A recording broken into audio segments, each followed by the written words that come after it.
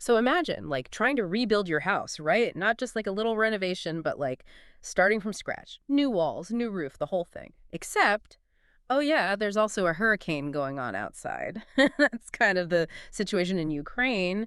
And today we're looking at this massive $39 billion loan from the EU to see if it can actually help. Yeah, it's a huge deal. I mean, we're talking about a country where the war is still going on. Their economy's been hit harder than you can even imagine. So the sheer scale of what they need to rebuild is just mind-boggling. Yeah, and that's where this lane comes in, right? We've got this CNN article that lays it all out, and well, it's not exactly pocket change, right? Not even close. Right. $39 billion. And it's specifically for rebuilding the economy, which is, I think, a key point here. It's not just for, like, humanitarian aid or military support. This is about trying to get Ukraine back on its feet, economically speaking, at least. Right, so let's break this down a bit. $39 billion coming from the EU. That's got to be a big chunk of their budget, Oh, right? it definitely is. Yeah. And it's actually part of an even bigger pledge from the G7, which is interesting in itself. But what I find really fascinating is where this money is coming from. The article calls it unexpected gains, but what it really means is frozen Russian assets.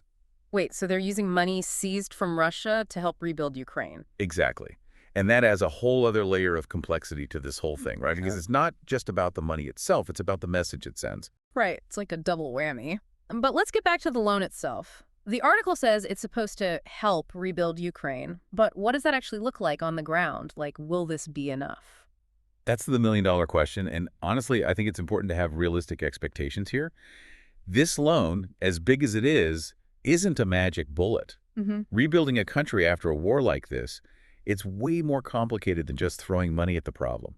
You've got to think about rebuilding infrastructure, industries, institutions, not to mention the human cost, the trauma. Yeah. It's a long road. So it sounds like this loan is just one piece of a much larger and probably much messier puzzle. Exactly.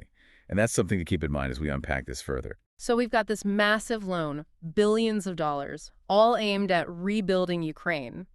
But like you said, it's not just about the money.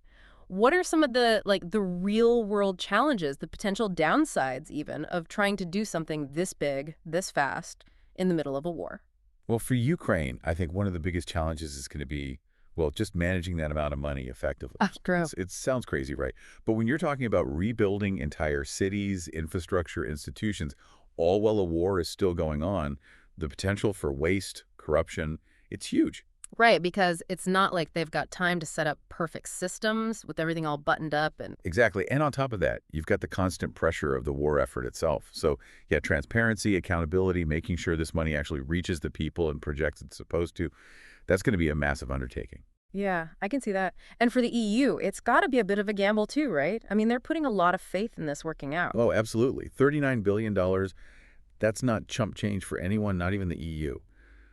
If this doesn't go as planned, if Ukraine's economy doesn't recover, if the war drags on, they're the ones left holding the bag, so to speak. Right, they're taking a risk, hoping this helps stabilize things in the long run. And then there's the whole Russia angle. They can't be happy about this whole situation, can they? No, not at all. I mean, from their perspective, these assets are theirs, plain and simple. And this loan, using those assets to help rebuild Ukraine, it directly challenges that narrative. Yeah, it's a pretty clear message, isn't it? Like, we're backing Ukraine no matter what. Exactly. And that's what makes it so interesting, but also potentially risky. Because how does Russia respond to this? Do they escalate the conflict? Yeah. Do they retaliate in other ways? It's a delicate situation, to say the least. It's almost like this loan has become another front in the conflict. In a way, it has. It's a high-stakes game of chess with billions of dollars and potentially the fate of an entire region hanging in the balance. And that's where things get really interesting because it raises the question of what success even looks like here. Is it just about Ukraine repaying the loan?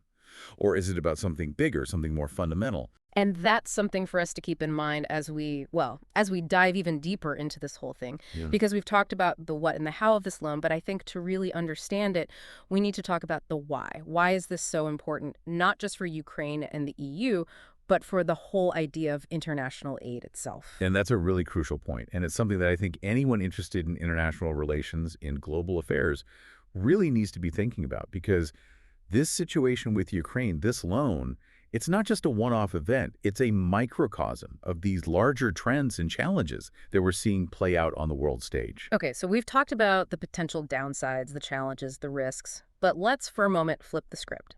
Let's imagine, best case scenario, this loan actually works. What does a successfully rebuilt Ukraine look like 5, 10 years down the line? Well, in a truly successful scenario, you wouldn't just see a Ukraine that's recovered from the war, but one that's actually emerged stronger, more modern, more prosperous than ever before. A real, like, beacon of resilience, of democratic values, right there on the edge of, well.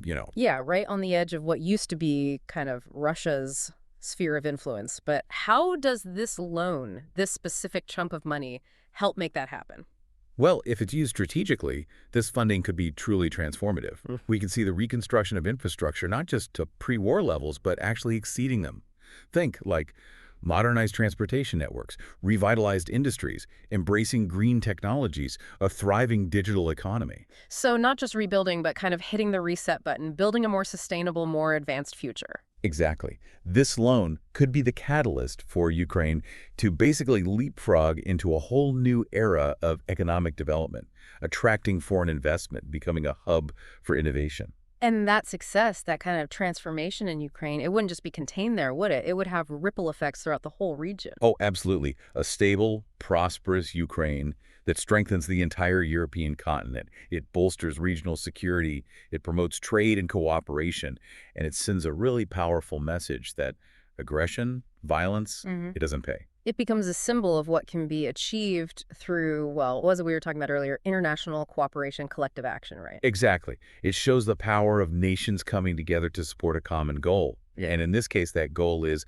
well, it's about rebuilding a nation. It's about hopefully laying the foundation for a more peaceful future. You know, this whole conversation, this deep dive, it's been really eye-opening. It really drives home the point that this $39 billion loan, it's not just about the money. It's about so much more than that. It's about resilience. It's about global politics. It's about the future of an entire region.